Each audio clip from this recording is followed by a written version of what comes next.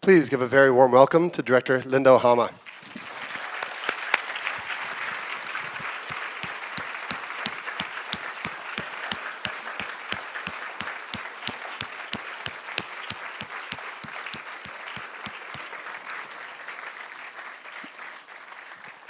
Thank you so much, Linda, and I believe you have some guests you'd like to introduce. I do, but first of all, I want to say it's been a long journey for everybody in TOHOKU, and they shared it with me, but thank you so much to share the world premiere with me tonight.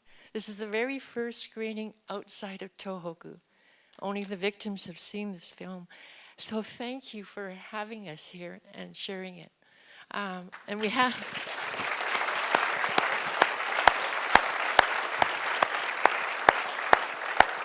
Tonight we have, well, I'm really sorry that you can't hear our great music because it's a great ending, but tonight we have some really special guests that came from TOHOKU to join us for the world premiere. Kanako Sasaki, the doctor from Otsuchi.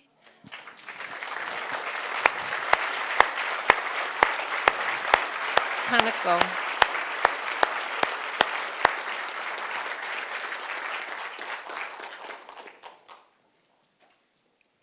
And her daughter Sera.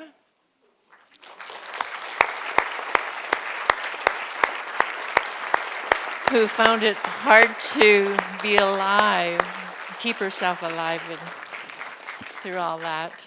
And we have our associate producer, Mitsunori Nagao from Onamichi, and his 2 boys.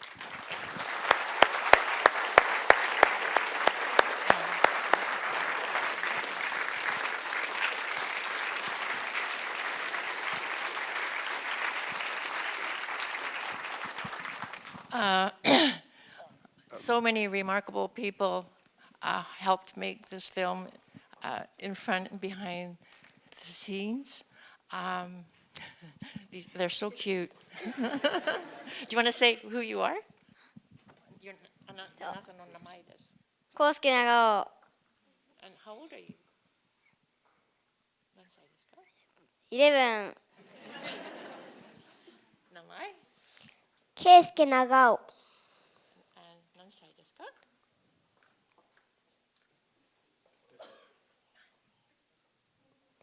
9.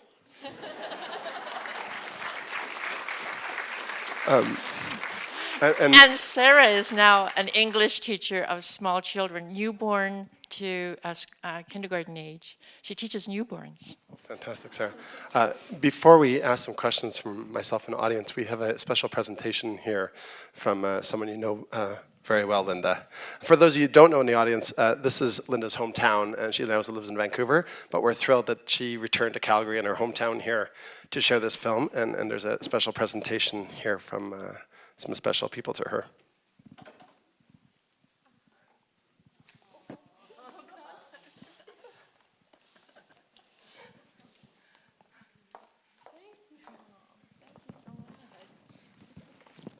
This is Linda's mom and her sister Sue, who are still in Calgary and came for the screening.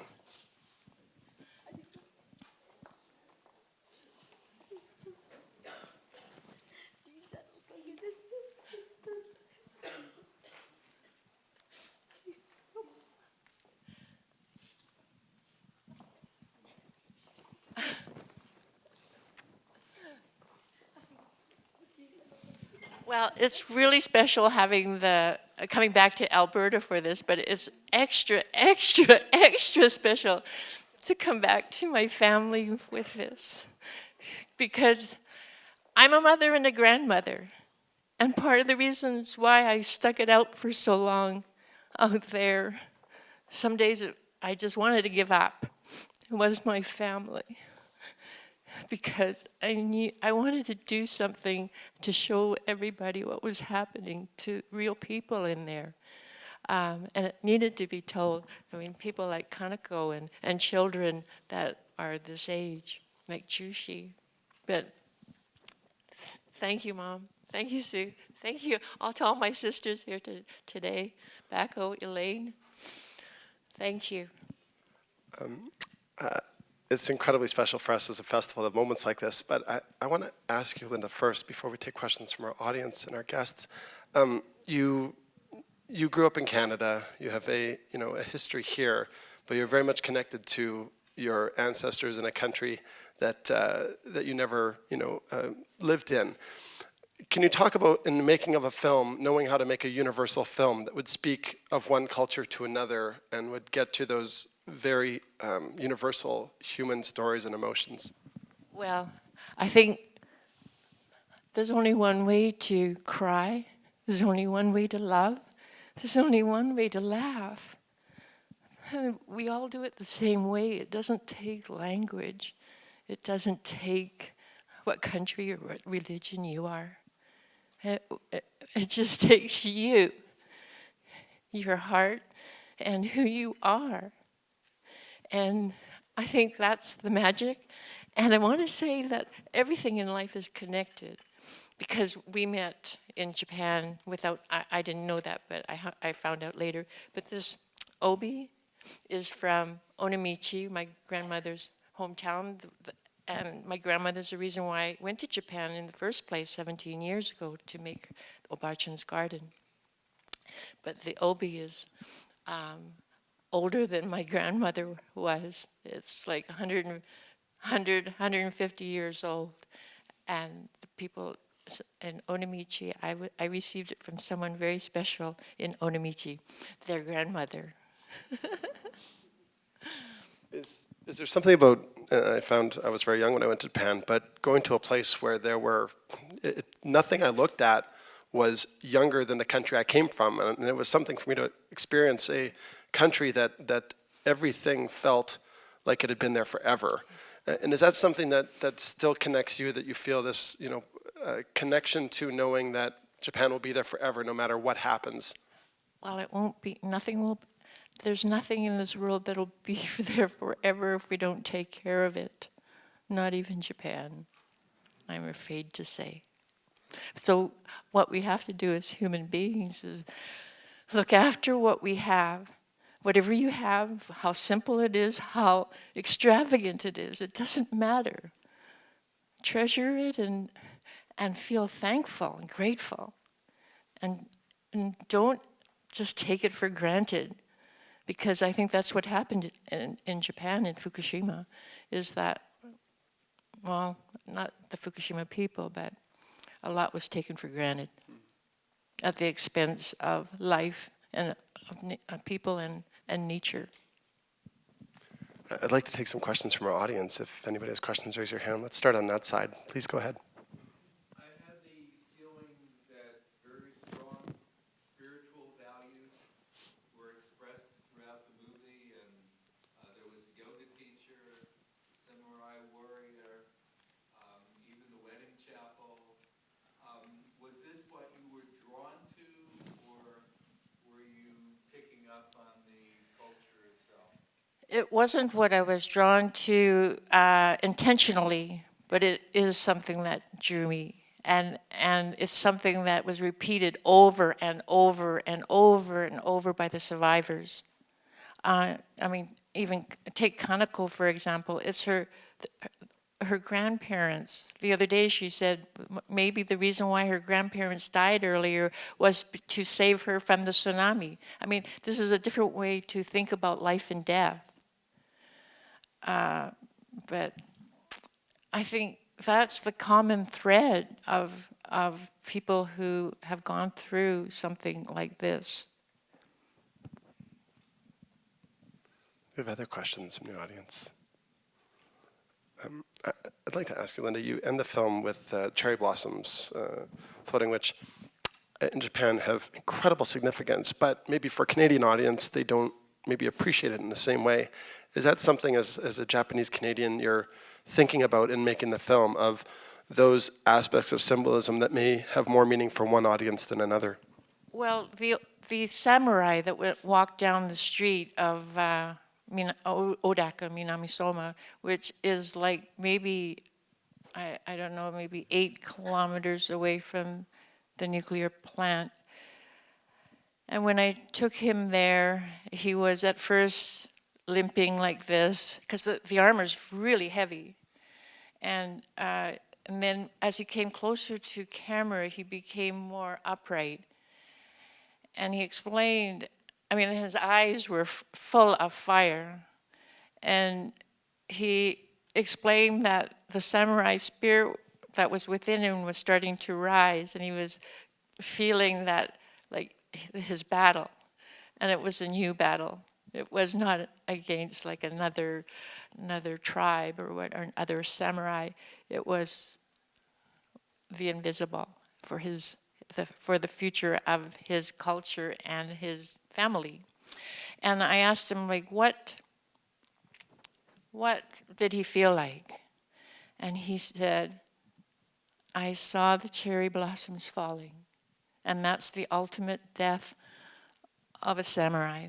The honorific death is to feel that moment where that life, just the perfectness of life, disconnects and falls. There's a beauty in that. Are there any questions now? Because I have one for Kanako and Sera. Is when Linda approached you to be in a documentary, did you understand that this is maybe something that would happen, that you would be able to share your story in Canada to audiences an ocean apart?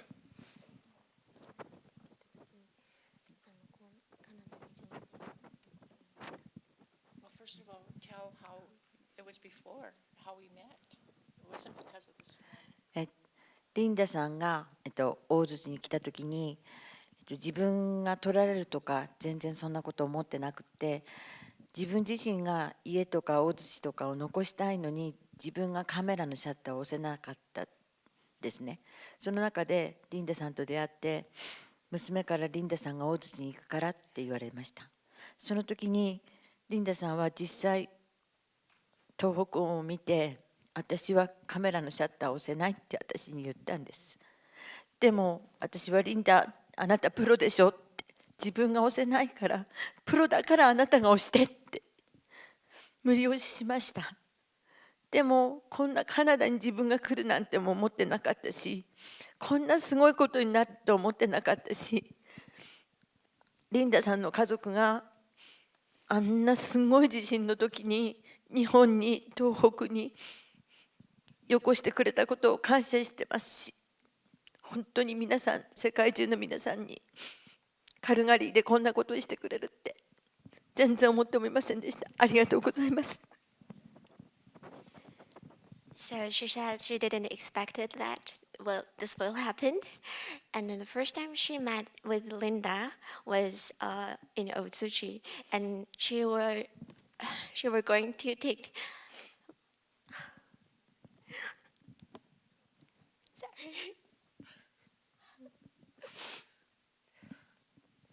She was going to take a picture by her camera, but she cannot.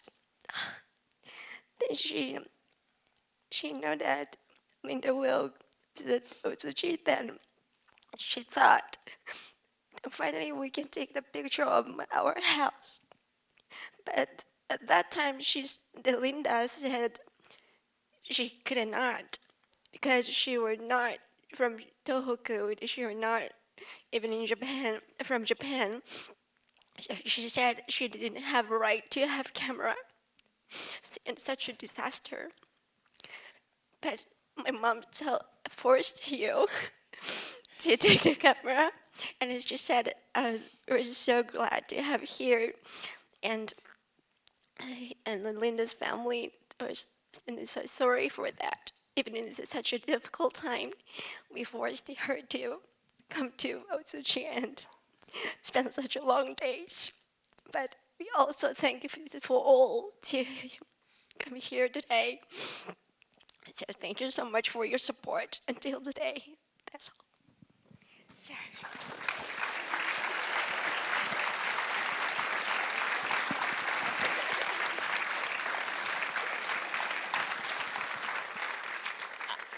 I didn't want to make a film. I was there to volunteer, to wash pictures and to play with children and draw with children. But so many people like her, like Kanako, I mean, begged me, and I kept refusing until finally, like, she grabbed me by my ankles. She got on her hands and knees and she wouldn't let me go. So when I saw Fukushima, I heard all their please help us in my ears, and well, I just I couldn't keep saying, no, I won't do this. I'm a documentary filmmaker. I'm a mother and a grandmother too, but I also am a filmmaker. So with that comes a responsibility.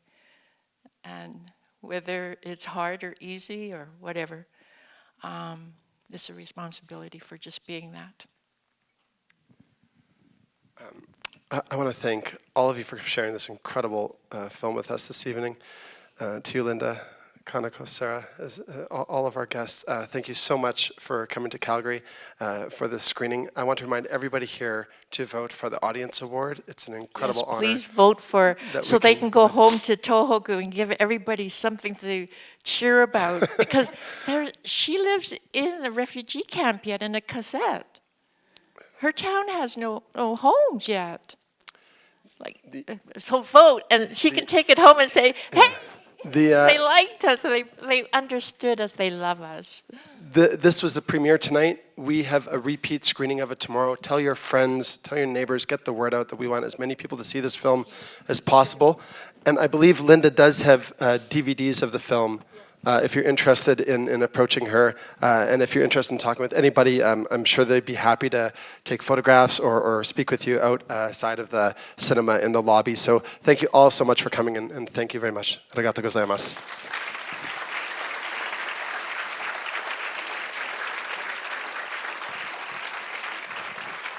Do you want to go off to the side?